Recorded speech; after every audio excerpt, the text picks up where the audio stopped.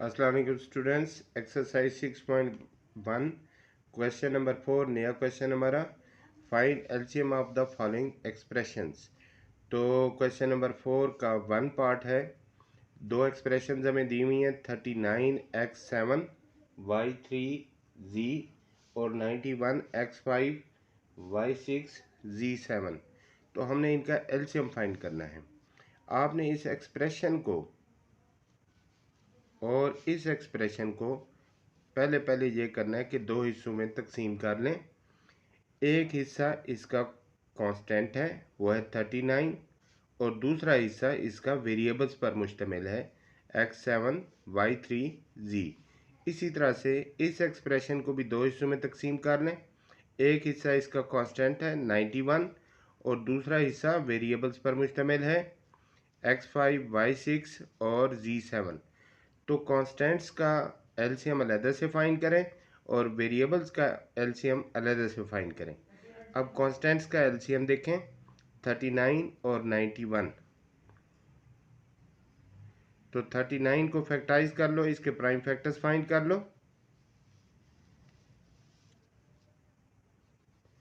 सबसे छोटी वैल्यू 3 पे डिवाइड हो रहा है,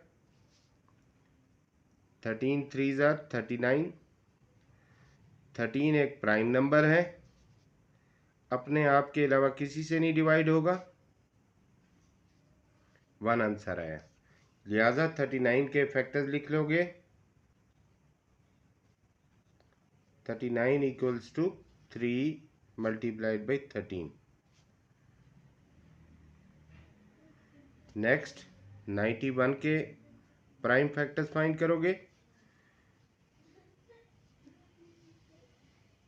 तो 91 सबसे छोटी वैल्यू जिस पे डिवाइड हो सकता है वो 7 है।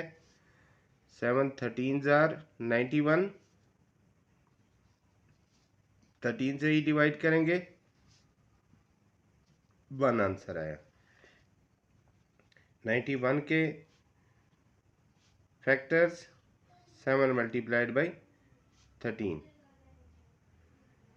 तो अब इन दोनों वैल्यूज़ का एलसीएम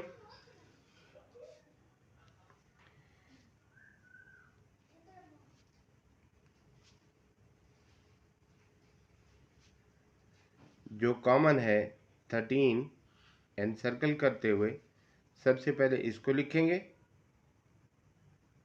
अब दोनों फैक्टर्स में यहाँ पर भी और यहाँ पर भी जो कॉमन नहीं था उनको लिखेंगे। तो ऊपर वाली लाइन में हमारे पास 3 कॉमन नहीं था और नीचे वाली लाइन में हमारे पास 7 कॉमन नहीं था।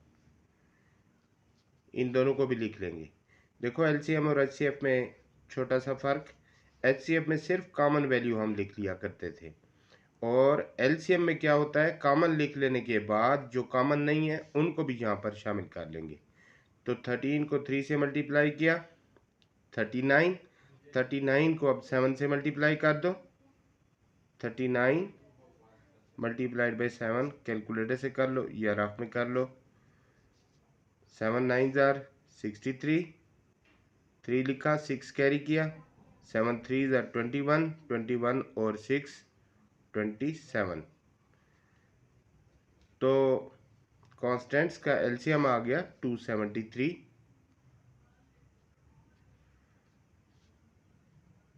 पहला स्टेप कांस्टेंट्स का एलसीएम। और अब दूसरा step variables x7 y3 z, x5 y6 z7, इनका एलसीएम। तो अब x वेरिएबल है, x वेरिएबल की यहाँ पर पावर 7 है और यहाँ पर पावर 5 है, तो 7 5। अब एचसीएफ में हम ये करते थे, वेरिएबल की कम पावर को हम एचसीएफ ले लेते थे, एलसीएम उसके उलट है, तो वेरिएबल की ज़्यादा पावर को हम एलसीएम ले लेंगे। लिहाजा पहले वेरिएबल x का एलसीएम हमारे पास आया x7, दूसरा वेरिएबल y है तो y क्यूब और y6। उसी पैटर्न को फॉलो करते हुए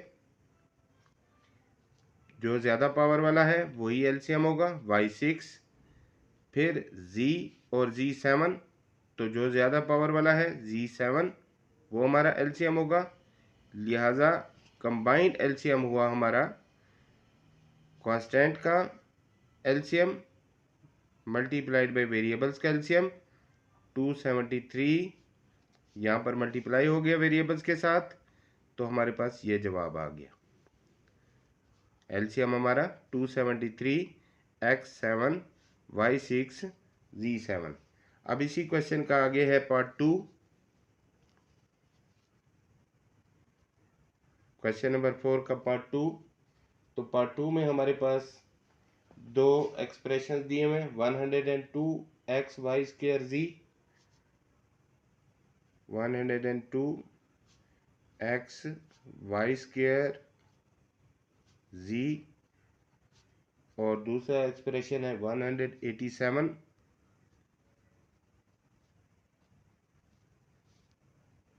एक्स वाई जी स्क्र।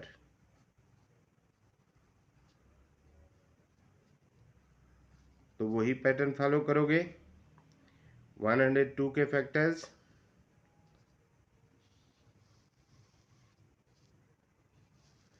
सबसे छोटी वैल्यू 2 पे डिवाइड हो रहा है, 51, 3 से डिवाइड हो रहा है 17, 17 3 ज़ार 51, और फिर 17 एक प्राइम नंबर है, 17 के अलावा किसी से डिवाइड नहीं होता। 102 के फैक्टर्स हुए 2, 3, 17 और 1। 187 के फैक्टर्स बनाओगे,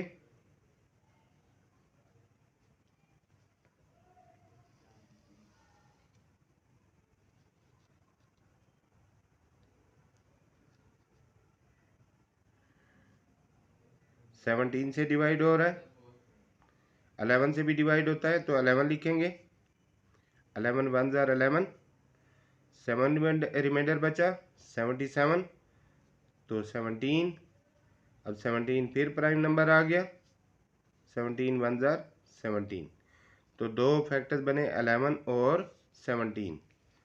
अब एनालिसिस करोगे, 102 is equal to 2 multiply by 3 multiplied by 17, और 187 हुआ 11 मल्टीप्लाइड बाई 17। एलसीएम इन दोनों कांस्टेंट्स का, एनसर्कल किया कॉमन को, लिख लिया। अब जो कॉमन नहीं है ऊपर वाली लाइन में उनको लिखा, और जो कॉमन नहीं है नीचे वाली लाइन में वो अकेला 11 है उसको लिखा। तो इन चारों वैल्यूज़ को आपस में मल्टीप्लाई कर लेंगे। 17 11 ज़ार 187 था, और 2 3 ज़ार 6 है, तो 187 को 6 से मल्टीप्लाई कर दो। 6 7 ज़ार 42,